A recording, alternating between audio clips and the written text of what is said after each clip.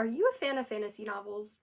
If you are, then you probably know the struggle of constantly picking up books and then realizing they're a part of an 8-book series. And yes, I'm talking to you, Jennifer, Cassandra, and Sarah. This is just one reason why I absolutely adore standalone novels. Nothing wrong with the series, but sometimes I just want like a one and done, you know? So if fun, fast-paced, standalone fantasy books sound right up your alley, then you've come to the right place. So welcome back to another video. Thank you guys so much for being patient. I know I haven't posted consistently in a while. School's ending, summer's beginning, so I'm excited and I'm hoping that I can maintain sort of like a consistent uploading schedule for the summer and going into my freshman year of college. Anyway, so today we are going to be talking about some of my favorite standalone fantasy novels because you know, sometimes it's just so daunting and you don't want to get into like a huge series, especially with fantasy, because it takes so much time to world build and to get used to like a new setting. So I had this idea to do a little video just showcasing some of my favorite standalone books that are really fun and easy to whip through. So the first book on my list is Girl Serpent Thorn. This was an awesome book. I totally did not think that this was going to be as good as it was. I'm not saying that it's like a masterpiece. It definitely is really fun. It keeps you on your toes. It's a lot darker than I thought it would be. But in general, I really enjoyed sort of the atmosphere that the book built and sort of the relationships that the main character has with the people around her. I thought that was really interesting. And yeah, it's a really fun take on Sleeping Beauty, but again, a more darker version of that. So if you're someone who loves like retelling of fairy tales, then this definitely is a book for you. The next book on this list is Bonecryer's Moon. I have not seen enough people talk about this book, and that is a tragedy. This is actually a beautiful edition that I got in an Outcrate box, and I love this book. I was so like shocked because at first when I got this I was like, I've never heard of it, like I don't know if it's gonna be good or what, but it was so fun. And it's one of those books that's very fast paced. However, this currently is a standalone, but I've heard some rumblings that there's going to be more books in this series. But I think this is one of those books that like, even if you were to pick it up and if you really enjoyed it, like it's not too hard to catch on to like the world building stuff. So I think that even if it is to become a series, then it would be one series that isn't too hard to sort of get into. Bonecryer's Moon is a sort of like take on I think it's French mythology. I've talked about it before on my channel, but again, it's sort of like an adventure slash romance between a character who is like a shapeshifter in French mythology, basically, and her journey to kill the person that she's in love with, basically. That's sort of like the gist of it. I don't want to spoil too much, and it's definitely a book that I think you benefit from if you go in not knowing much about it, so definitely check this one out if it sounds interesting to you. Also, could I just appreciate this cover? The next book on this list is Wicked Fox by Kat Cho, one of my first books that I read when I got back into reading, and this one was exactly what I needed to sort of like get back into my fantasy era. You'll notice a trend here. I am very big into standalone books that are like fantasy but also based off of like Greek mythology or fairy tales and things like that. I've realized that that's a very popular trend recently in YA and new adult fiction. But Wicked Fox is basically based around Korean mythology, and it's about a girl who sort of ends up meeting this boy, and she is more than what she seems on the outside. She's got some secrets, and it's about them going on sort of like a journey together. It's really good. This is a standalone book. There's also a sequel to it that I have somewhere. I haven't read it yet, but it's called Vicious Spirits. So if you end up really liking this one, you can definitely go check out the other standalone book that's like sort of in the world. But yeah, this one is super fast-paced. The pacing of this book is really well done. You know, you're never really in a lull or you're never really bored. Definitely is a YA book. And if you're someone who's looking to get into fantasy, or if you've never really read fantasy before, then I definitely recommend this one to sort of like get you into it. The next book on this list is one of my favorite books of all time, and it is The Song of Achilles. This comes as no surprise to anyone that this is on this list. Again, a very popular book. I'm not going to go into too much detail about it. Basically, it's a Greek mythology retelling of Achilles and Patroclus, who are lovers in this book, and it is so good. Literally, it spans their entire lifetime, and it sort of delves into their relationship with each other and how they grew up together and ended up ultimately, living their lives together and apart. And it's such a good book. Again, it is a romance, so it's fantasy, but it's also like a romance.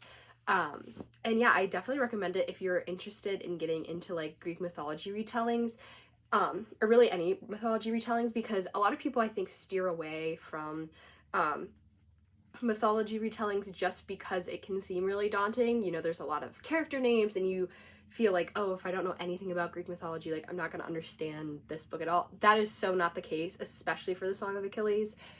So if you're looking to get into mythology and that kind of stuff, this is a great book to check out. Even if you're getting into romance too, this is another great book to check out because it's super like entry level, but it also has so many layers to it. The next 3 books are a little bit darker, but they're really good nonetheless. So the next book I'm recommending is Ninth House by Leigh Bardugo. Leigh Bardugo is a very well-known author in the YA world, and this book was actually her first like adult book. I again think this is one of those ones that it may be becoming a series. As of now, it is a standalone book. This is set at sort of like an elite university, sort of like Yale, Harvard type thing, and it's basically about this girl who can sort of see these ghosts around campus, and there ends up being like a huge mystery, and there's some murders that have happened, and so it's a really cool like mystery slash supernatural sort of book. Definitely fantasy, definitely a little bit darker. I think that this one was interesting because it was the first like new adult book that I read in sort of this genre, and it definitely is a little bit more like intellectual than some of the other books. You kind of have to piece things together yourself. So I definitely recommend this if you're looking to get into new adult, and specifically new adult fantasy. So definitely check this one out. The next book on this list is another book that I thoroughly enjoyed and still think about to this day, and that is My Best Friend's Exorcism by Grady Hendrix. You've heard me talk about Grady Hendrix before. He writes really good, like, sort of horror-ish fantasy books. Judging by the title and the cover of this book, you probably concluded that yourself.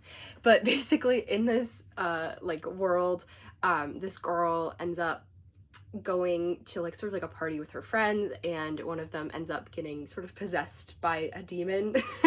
And it's all about them trying to get the demon out of her. And it's set in the 80s. It's really fun. It's super fast-paced.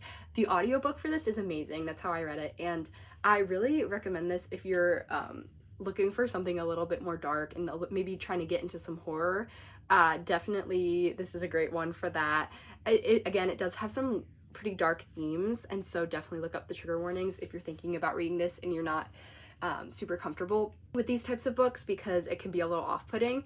But again, super fun. The characters are really 80s characters. It reminded me a lot of Stranger Things in the sense of like just the way the characters are developed and sort of the setting. I mean, 80s, yeah.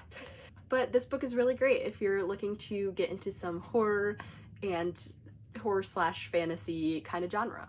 So the next book on this list is Foul is Fair. Foul is Fair is a retelling of, I believe, Macbeth. It's about this girl who is, she's sort of dealing with a lot of trauma, and it's about her sort of not going on a killing spree, but taking sort of justice and what she believes is right into her own hands.